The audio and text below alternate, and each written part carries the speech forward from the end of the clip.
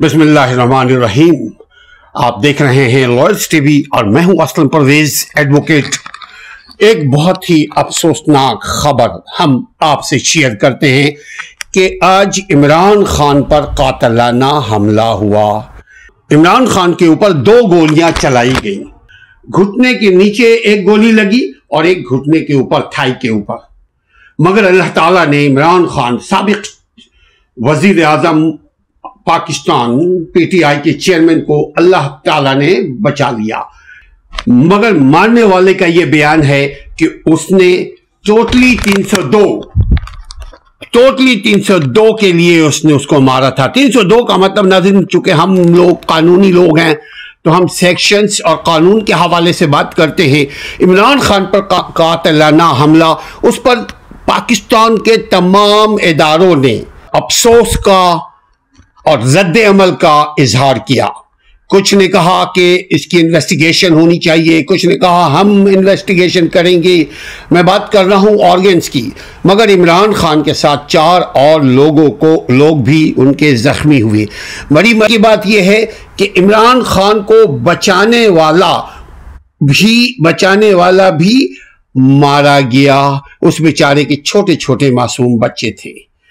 सवाल यही है, हम जैसे लोग एक सवाल करते हैं कि क्या ये पहली मर्तबा पाकिस्तान में हुआ या दुनिया में एक पहली मर्तबा होता है। मैं इस सिलसिले में बात को अपनी शुरू करने से पहले ये बात करना चाहूंगा कि हमारा ये ख्याल है कि वेपन लेस एजिटेशन होना चाहिए। किसी भी एजिटेशन में, किसी भी कॉन्टेस्ट में, किसी भी प्रोटेस्टिंग में वेपन नहीं होना चाहिए। और आजकल बहुत इजी है फाइंड आउट करना कि किसके पास वेपन है और कौन सा वेपन है। सवाल ये पैदा होता है कि हमारी रियासत जो वैसे ही माशी तौर पर दिवालिया हो चुका है, निकलता जा रहा है, मजीद हम नुज़ूल की तरफ हैं। इस किस्म की तखरीबकारी, इस किस्म की क्रिमिनल एक्टिविटी से हमारे मुल्क का नाम क्या और रोशन होगा, हमारे मुल्क और कहाँ जाएगा। हमारे मुल्क के अवाम भी डिफेम हो रहे हैं, हमारा मुल्क भी डिफेम हो रहा है।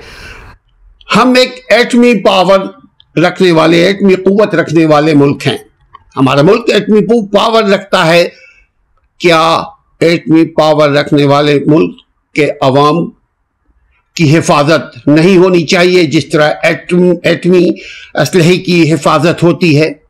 बल्कि इंसानों की हिफाजत तो उससे ज़्यादा ज़रूरी है। मगर अभी टॉपिक है कि इमरान खान पर किसने हमला किया, इमरान खान को कौन मरवाना चाहता था, इमरान खान किस जानिब से इमरान खान पर हमला हुआ। इमरान खान ने इससे पहले भी बयान दिया था, मुसलसल कह रहे थे कि 4 लोग बंद कमरे में हमारे खिलाफ फैसले कर रहे हैं और उनकी लाइफ को थ्रेट है। जिस तरह अरशद शरीफ शहीद को थ्रेट था या नहीं था, लेकिन आज वो इस दुनिया में नहीं है। हमारी रियासत में अनफॉर्चुनेटली हर उस आदमी को थ्रेट है जो शरीफ आदमी है, मानो या ना मानो। हर वो आदमी की जान, माल, इज्जत, आबरू खतरे में होती है जो गरीब आदमी है, जो पढ़ा लिखा है, जो समझदार है, जो इज्जतदार है। वो उसी को थ्रेट है हर एक चीज की। इमरान खान पर जो कातिलाना हमला हुआ, जब उसको पुलिस ने गिरफ्तार किया तो विद इन फ्यू आवर्स उसका स्टेटमेंट भी आ गया। बहसियत कानून के तालिब इल्म के ये बहुत गलत तरीका था, क्योंकि होता यह है कि पहले इन्वेस्टिगेट किया जाता है, सारी चीजें, उसके बाद कन्फेशन बयान करवाया जाता है, उसके बाद 161 164 का बयान करवाया जाता है। लेकिन उसी वक्त उस शख्स का जो बयान आया वो सारे मामले को मशकूक कर दिया, शक में मुब्तला कर दिया। इमरान खान की 2 गोली लगने के बावजूद, चूंकि इमरान खान एक हौसलामंद शख्स है, वो एक आम आदमी नहीं है, वो स्पोर्ट्समैन भी रहा है। लिहाजा इमरान खान 70 साल के होने के बावजूद आज के 40 साल लड़कों से, लोगों से ज़्यादा वो मजबूत एहसाब और जिस्म का मालिक है। इमरान खान तो अल्लाह ताला ने उनको बचा लिया। 4 और लोग जिसमें एक पिए थे वो भी बुरी तरह जख्मी हुए, मगर एक इमरान खान का हिमायती बेचारा शहीद हो गया। इन्ना लिल्लाहि व इन्ना इलैहि राजिऊन। हमारे मुल्क इस किस्म की तखरीब कारी का मुतहम्मिल नहीं है। अरबाब इक़्तिदार जिनके पास है और जो अरबाब इक़्तिदार को चलाते हैं आईनी तौर पर, कानूनी तौर पर और रिवायती तौर पर, उनको भी चाहिए कि मुल्क की सलामती की पहले फिक्र करें, क्योंकि मुल्क रहेगा तो आपकी इज्जत रहेगी।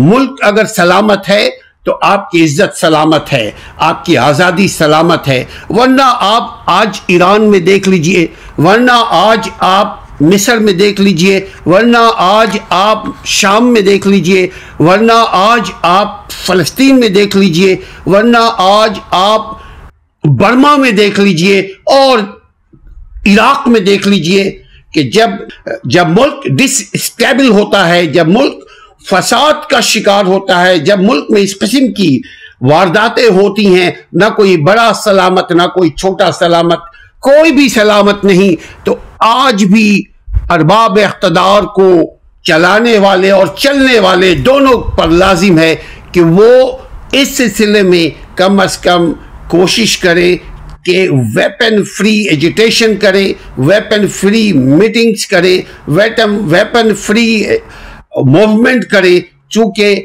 आप अगर वेपन के साथ होंगे तो आपके साथ साथ वो क्रिमिनल अनासिर भी अपना वेपन लेकर के आप में शामिल हो सकता है। आपके एजिटेशन में, आपके प्रोटेस्टिंग में, आपके मीटिंग्स में, आपके मामलात में वो बैठ जाएगा। और चूंकि वेपन औरों के पास भी है, उसके पास भी होगा, लिहाजा वो बंदा मशकूक नहीं होगा और फिर वो अपनी कार्रवाई कर सकता है जिस तरह अभी उस शख्स ने किया। बल्कि अब तो 2 शख्स, उसके अलावा भी एक शख्स फैसलाबाद का, वो नसीर नाम का बंदा है, वो भी अब फाइंड आउट हो गया कैमरे की वजह से। लेकिन ये सारी चीज़ों का इल्म अवाम को नहीं होना चाहिए, मगर अवाम हो या खवास, हमारे रियासत में किसी की जान माल इज़्ज़त आबरू महफूज नहीं है। हम दुआ करते हैं अल्लाह ताला इमरान खान को सलामत रखे, सेहत अता फरमाए। और एक बात और साथ साथ हम अपनी बात भी दिल की करते चले कि बड़े लोगों के साथ बेचारे छोटे लोग भी मारे जाते हैं। बड़े लोग तो बेनिफिशरी हैं। बड़े लोगों को अगर इक़्तिदार मिला, बड़े लोगों को अगर ताकत हासिल करने में कामयाब हो गए, तो बड़े लोग तो उस ताकत से, उस इक़्तिदार से, उस पावर से एंजॉय करेंगे। लेकिन जो बेचारे गरीब लोग हैं, आम लोग हैं, जिंदाबाद मुर्दाबाद करने वाले लोग हैं, वो इस खाते में उनको कौन पूछने वाला है? उनको, वो अगर मर गए, अगर हलाक हो गए, अगर वो दुनिया से चले गए, तो उनके बीवी बच्चे, भाई बहन, माँ बाप, रिश्तेदारों का क्या होगा? तो सोचने की बात यही है, अच्छे लोगों को लाने की कोशिश कीजिए जो आपके मुल्क में इंसाफ का निज़ाम लाए और इंसाफ का निज़ाम होता हुआ नजर आए। यानी खाली इंसाफ इंसाफ इंसाफ कहने से इंसाफ नहीं आने को, इंसाफ होता हुआ नजर आए। इमरान खान के ऊपर जो कातिलाना हमला हुआ, उस सिलसिले में उसके ऊपर ISPR ने भी अपने रद्द अमल का इजहार किया। उसके ऊपर बेशुमार जो स्कॉलर्स थे उन्होंने भी अफसोस का इजहार किया कि ऐसा नहीं होना चाहिए, ये चीज़ें ख़तरनाक है। मगर इमरान खान के कैंटीनर का क्या है हुआ? इमरान खान के अपनी सिक्योरिटी गार्ड का कहाँ थे? जिस शहर में यानी गुजरावाला में आपके ऊपर हमला हुआ, गुजरावाले से करीब एक जगह वजीराबाद, वहाँ आपके ऊपर हमला हुआ। सवाल ये पैदा होता है कि हमले को तो कोई नहीं रोक सकता, लेकिन हमले के असबाब को कम करने के लिए कोशिश की जा सकती है।